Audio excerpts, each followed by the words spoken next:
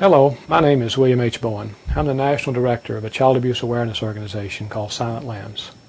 Silentlambs was founded in March of 2001 in an effort to help abuse survivors find a voice and assistance in dealing with child abuse. The following video material is a compilation of key documentaries that were shown in the year 2002 as a result of our work in helping abuse survivors speak out to media regarding the cover-up of child abuse allegations in an institutional setting. Within any institution, it is important that child abuse be addressed by proper policies that protect the child first. With recent reports of Catholics, Mormons, Jehovah's Witnesses, and other groups, it appears that bad institutional policy has allowed many children to be hurt. What makes bad policy? 3 basic areas are identified in this material. Number 1, internal institutional investigation of the crime of rape by untrained personnel. Number 2, invoking God or institutional reputation as something to protect by not reporting the abuse to proper authorities. And number 3, internal confidential records that clearly identify child abusers not turned over to proper authorities for prosecution. What happens when these things are practiced?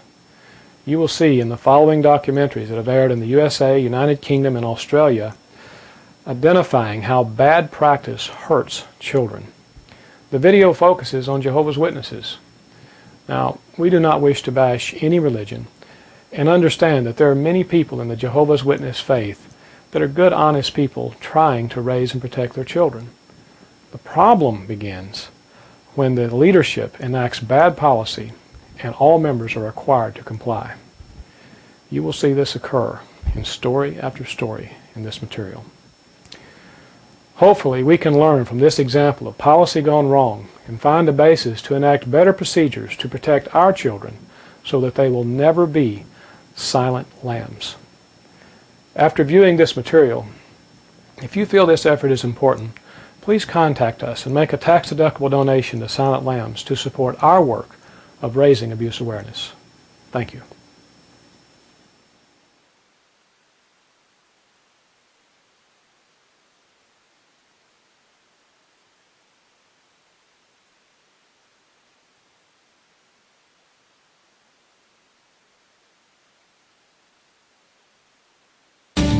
Most of us, I suspect, know the Jehovah's Witnesses only as the men and women who go door to door handing out literature about their faith.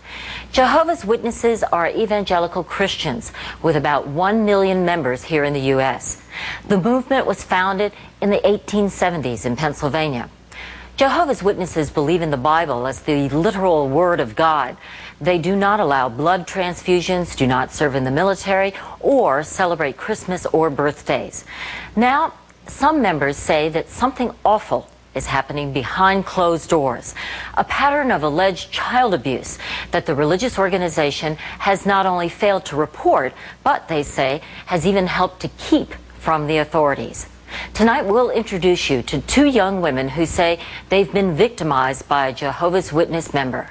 Joining us from Minneapolis to tell their stories in the first person are Heidi Meyer and Amber Long. Also joining us is a man who's tried to bring together alleged victims of abuse within the Jehovah's Witnesses. He's William Bowen, once an elder within the congregation, who resigned his position 2 years ago in protest against the way the group deals with suspected abusers. This is a statement from the Jehovah's Witnesses, and I'd like all of you to listen to it. We abhor the sexual abuse of children and will not protect any perpetrator from the consequences of this gross and perverse sin. We expect the elders to investigate every allegation of child abuse. Unrepentant wrongdoers are expelled from the congregation. Special care is taken to ensure the victims are given ongoing assistance and counsel to help them deal with the pain of the abuse. They should never be told by elders not to report their allegations to the authorities. Amber, I can see you shaking your head. That's just horrifying that they would write something like that. It's so untrue. You know, and it's a good practice on paper, but it's just not applied. I mean, in my situation, in Amber's situation, in countless numbers of situations across the nation and into other countries, it's just not applied. But why would they put out a statement like this, which you claim is not correct. That statement is a bald-faced lie, in my opinion. These people know the abuse has been covered up. 10 years ago, research was done in the organization that they knew multiple little girls were being molested. They were inundated with mail off a Awake magazine that was written on this subject. They refused to acknowledge it then, and the fact that it's went on this long, if they make any acceptance that there's a problem, then they admit that they willfully have hurt children and not done anything about it. Tonight on Dateline, they've taken on the most powerful force in their lives, their own church, exposing what they say is a terrible evil. I didn't know any better. I just remember the hurt. Child molestation. As the Catholic Church struggles with the pedophile priest scandal, another church faces its own ugly allegations. He's a sexual predator. When he goes door to door, he has a craving for young juvenile girls. And how is this church responding? We certainly never tell them not to report a case of child molestation. But some victims who do go to the police tell John Larson they are shunned, even threatened with expulsion. He raped me, and he's being loved. They were robbed of their childhoods. Now they want justice. Will they find it? Good evening. At some point, it may stop being news each time another person comes forward to say they were sexually abused as a child by a trusted religious figure. But not yet. Though tonight, it's not priests under fire. In fact, our story began long before the Catholic Church scandal broke last January. The scenario of alleged abuse is much the same, but the consequences of coming forward for people whose faith was the center of their lives would be harsh and profound. Here's John Larson.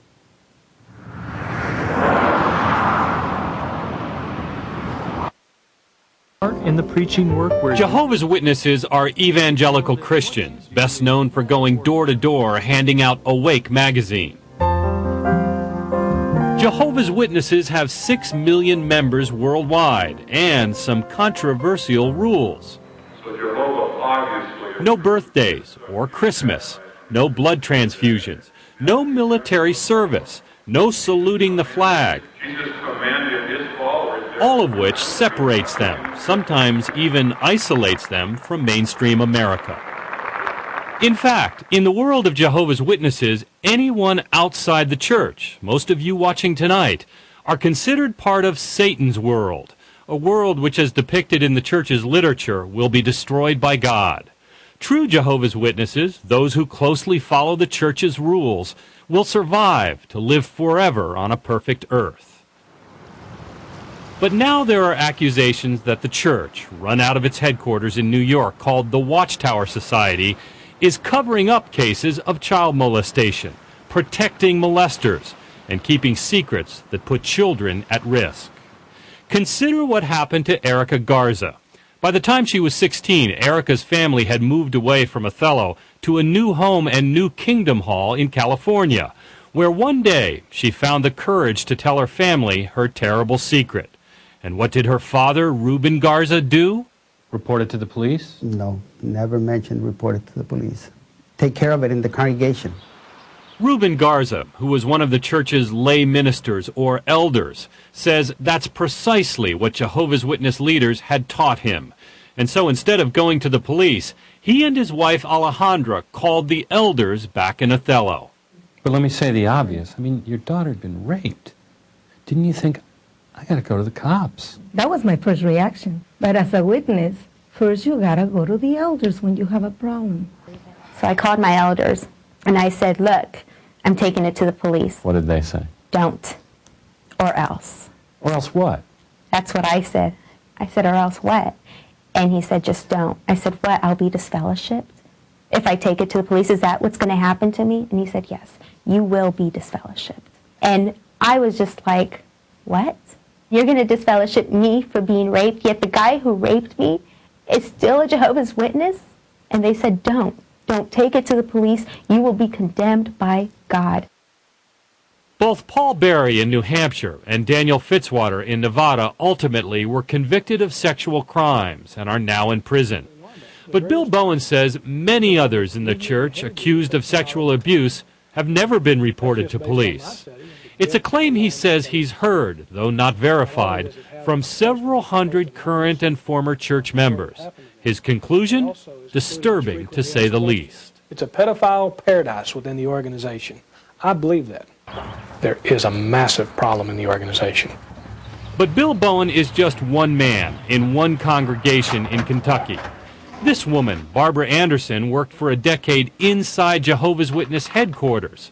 When Anderson saw Bowen's messages on the internet, she says she realized she had to tell him there was much more to the story, involving children in many of the 11,000 congregations across the country. I don't believe that they're safe within their church.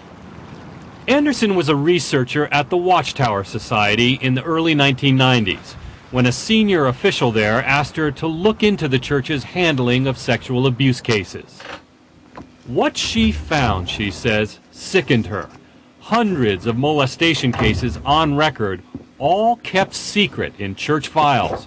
Secret not only from the outside world, but from the members themselves, the families, the mothers, fathers, and children who trust the church is looking out for them. I believe that if they ask to see the congregation records, they will find that there are many envelopes with letters that discuss men or women in the congregation that were accused of molesting a child. What remains unanswered, though, is why the church gets involved at all with investigating what are criminal matters. And just how often do they turn one of their own into authorities?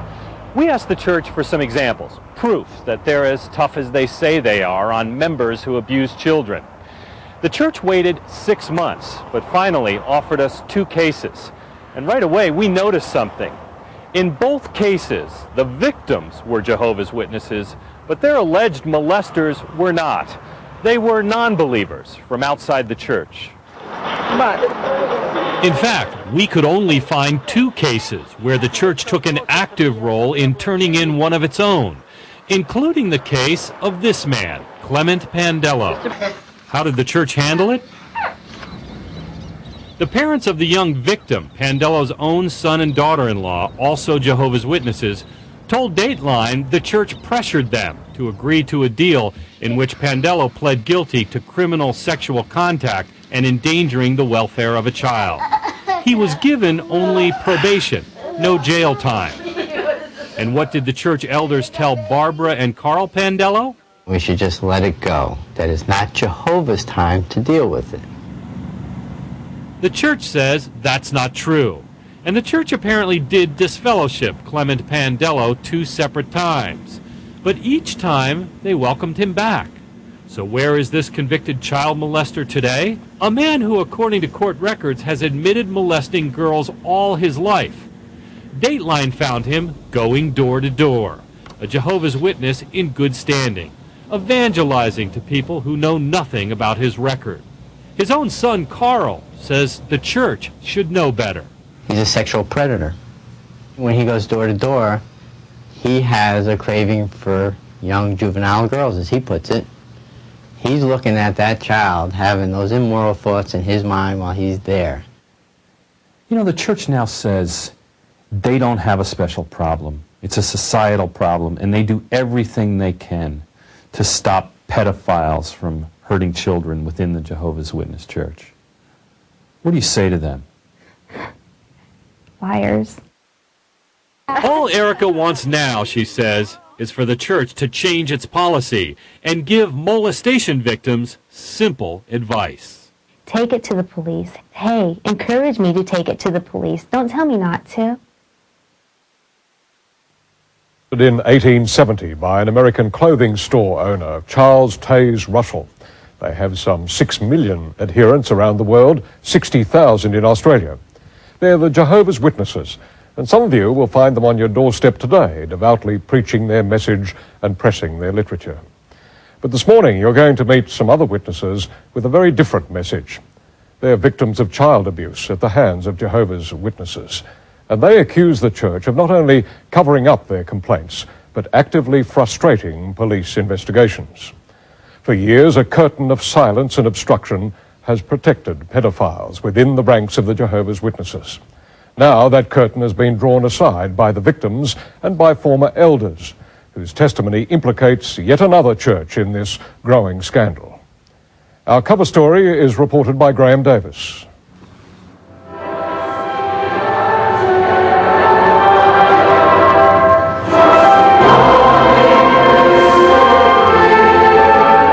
At the Melbourne Tennis Centre, the gods of sport make way for the real thing, as 10,000 voices praise the Almighty.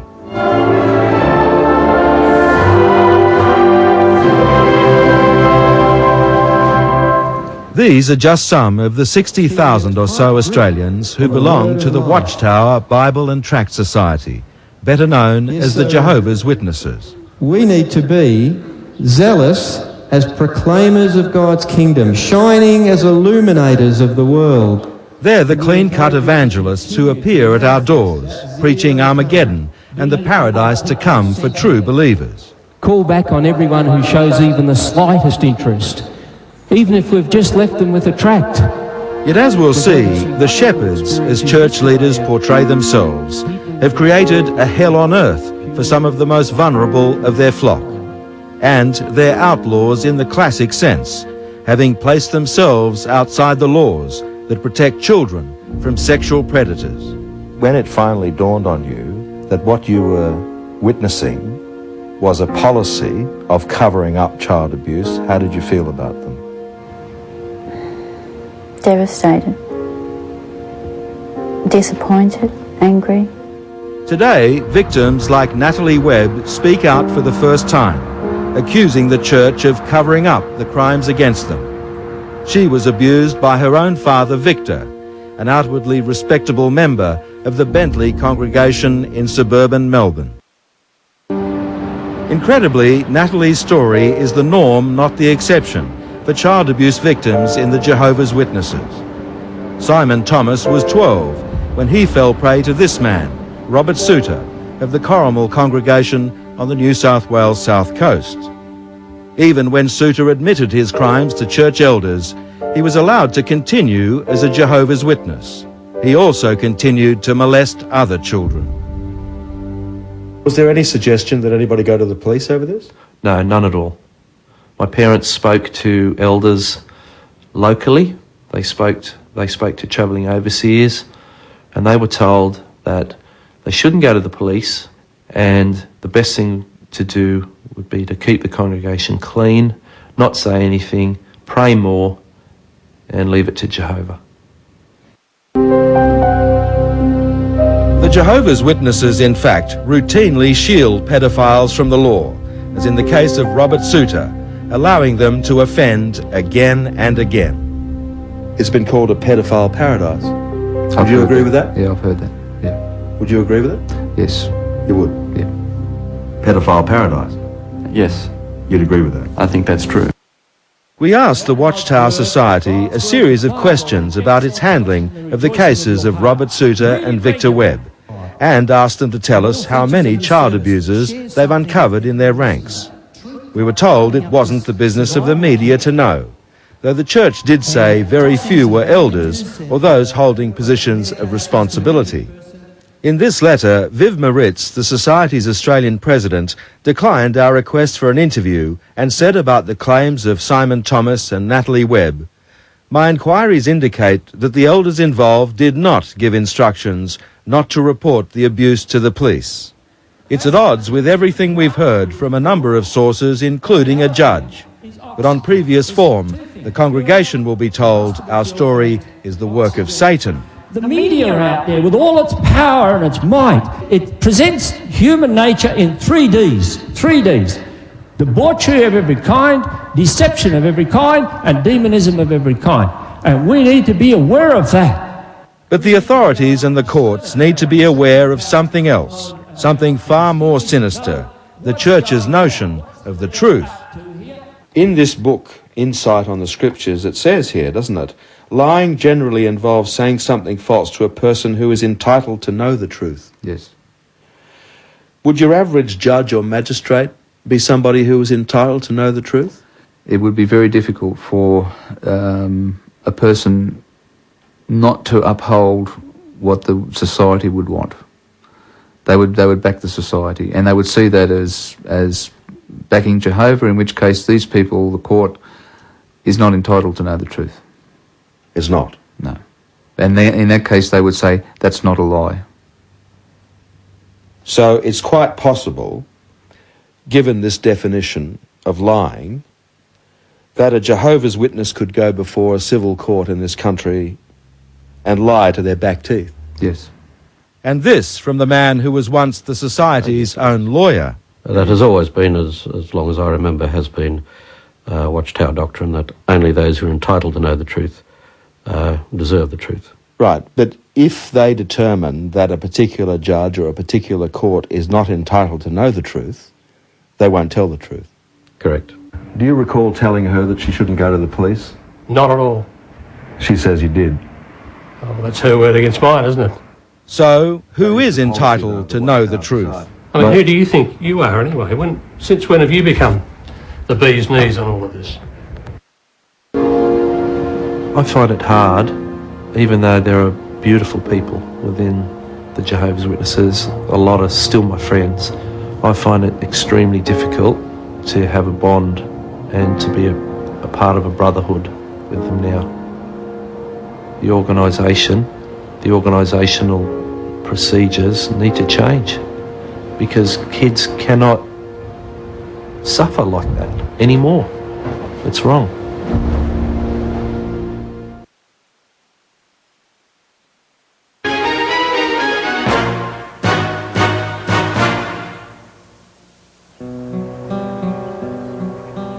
Years ago, elders from this church heard a shocking story. This young woman told them her father was sexually abusing her. The elders called her a liar. I said to them, well, what are you meant to do then if he's doing something wrong? And they said, come to us and you'll deal with it. And I said to them, well, I've already spoken to you and you've told me I'm a liar. The elder sent her home to her father. They didn't tell her that 3 years earlier he'd confessed to them that he was abusing her sister.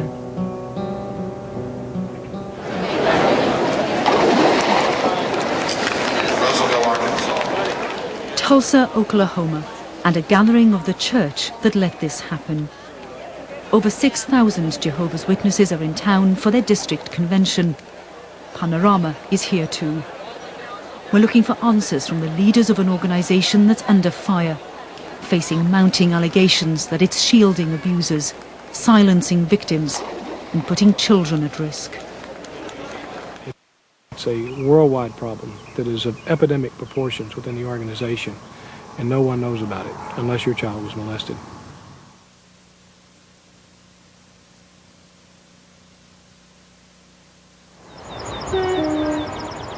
Stevenson is on the Ayrshire coast in Scotland. It's a quiet holiday resort, a close-knit town and home to a thriving community of Jehovah's Witnesses. Door-to-door service, Bible studies and conventions were at the heart of family life for this young woman. But now she's left the church, which she says betrayed her. She doesn't want to be recognised. She had a strict religious upbringing, her parents wedded to the biblical principle that the father is head of the household. We'd pray together kind of thing. I mean, we'd pray before meals and we'd pray before going to bed and ask God for help and ask God for forgiveness for anything we've done wrong that day. He was very strict. I was scared of my dad for years. I was really frightened of him. She and her sister spent hours playing alone. Their father taught them that outside influences were bad. He prohibited friendships outside the church. But from the age of 11, her make-believe games hid a painful truth. Her father had started to abuse her. I was in my bed one night and that's when my dad came through and started touching me and feeling me. I just lay there hoping it would go away. Witness statement at Salcoot's police office. Over the years since I was 11 until I was 15, my dad had done things to me that he shouldn't have done, like rub my breasts, finger me and tried to have sex with me. When confronted, Ian Cousins confessed he was abusing his daughter. He said he was sorry, so the elder sent him home with her. The abuse continued. Cousins was reproved or admonished publicly by the elders, but church policy meant that no one was told why, not even his younger daughter. It was announced on the platform that Ian Cousins has been reproved, and after that I went to one of the elders and asked, well, why has he been reproved? And he said it's because of something he did wrong, but he wouldn't tell me what it was. Even when her sister moved out, sick of the abuse, Alison still didn't know why. She missed her sister and was lonely. With one daughter gone, Ian Cousins turned on the other. It all began with an innocent goodnight kiss.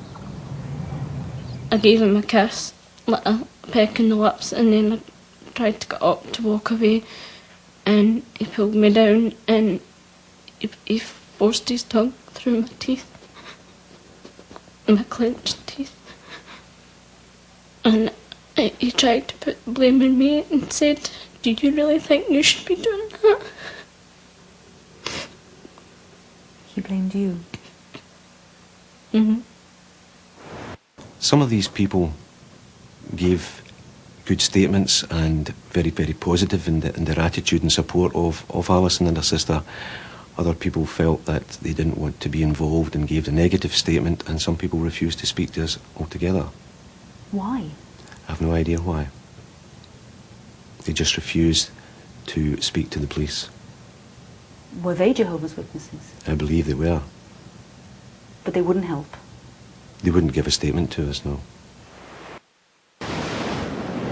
What they did was keep a record of her father's name and confession on a church database, a register of suspected and convicted paedophiles to be monitored. We asked Alison Cousins to obtain a copy of her records using the Data Protection Act. There, in black and white, was proof that the Jehovah's Witnesses had known for 3 years that her father was a self-confessed paedophile. Yet far from monitoring him, the elders twice turned a blind eye to his abuse of his daughters. When he confessed to church elders, Cousins got a mild rebuke. When he confessed in court, he got 5 years in jail. Every detail is written down about what happened, where it happened, when it happened, how it happened. So you're saying the organisation has its own sexual offenders register, if you like? That's exactly right. That it's keeping to itself and not showing others? Exactly right. These men remain anonymous to anyone outside the organization and anyone really inside the organization unless you are personally reporting the matter. How many names do you suspect are on that list? 23,720. How do you know that? I was contacted by sources within the church. I was given a figure of over 20,000. 2 different sources came back to me and said that number is actually more specific and gave me a figure of 23,720. They told me that they had accessed the internal database, and that figure was based on child molesters in the USA, Canada, and Europe. And that's the figure that they were given. Just over a year ago, Bill Bowen rang the legal desk in New York, asking how he should handle an allegation of abuse in his congregation. The advice he was given has little to do with protecting the victim. He was told to go back to the man accused. You just ask him again, now, is there anything to this? If he says no, then I would walk away from it. Yeah. Leave it for Jehovah. He'll bring it out.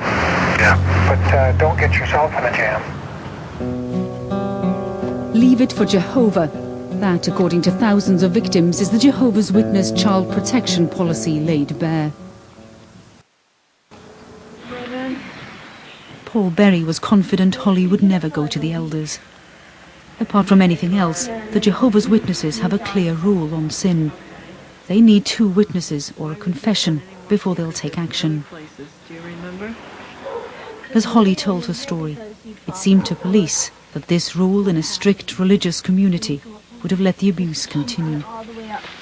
So this is the same sheet that was here before? All the same.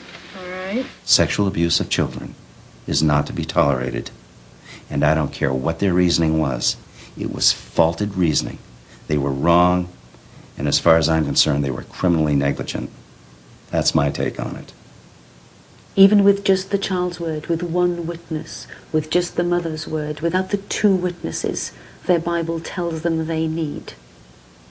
Well, unfortunately, most kids don't have several witnesses observing them get raped. It's an unfortunate part of it. It took nearly 4 years for the case to come to court. Paul Berry faced 17 charges of aggravated sexual assault.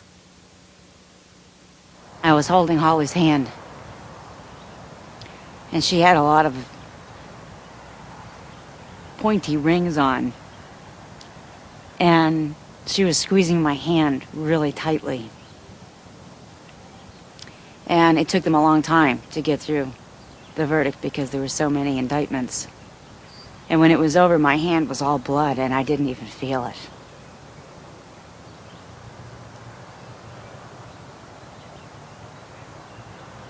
And it was so powerful to be believed.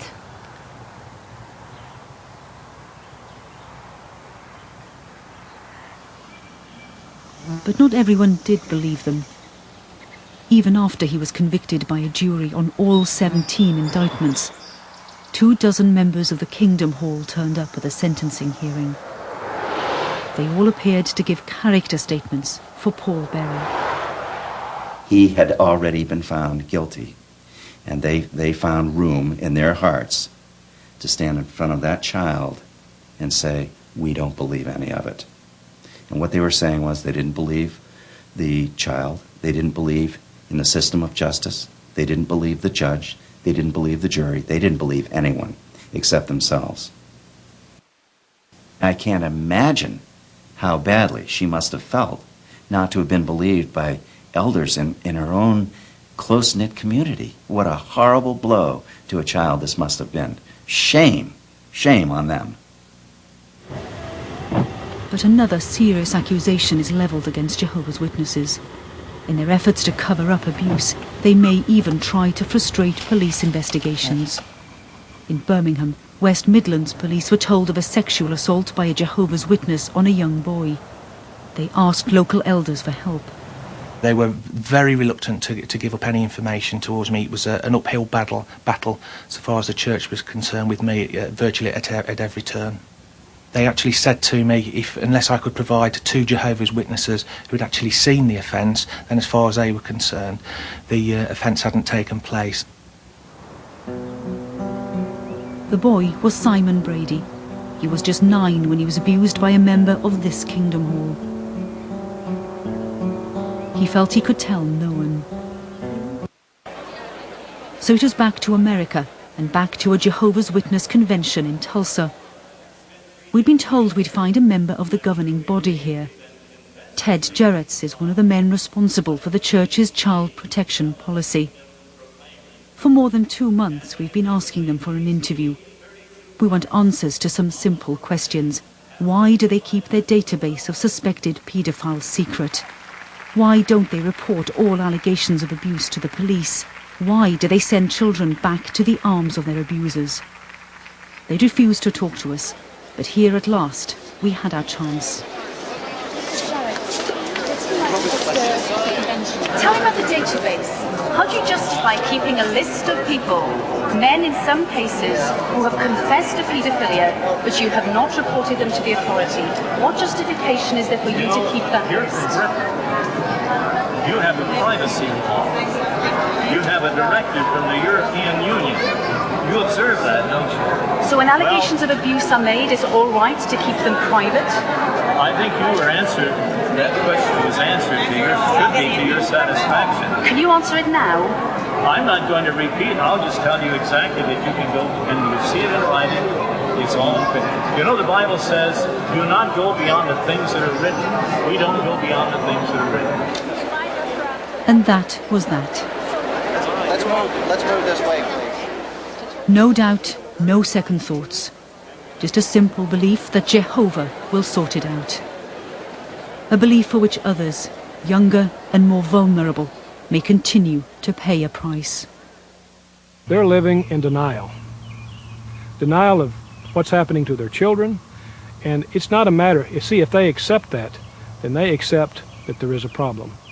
So rather than admit that there's a problem, they will just let children go on and continue to be molested and not do anything about it.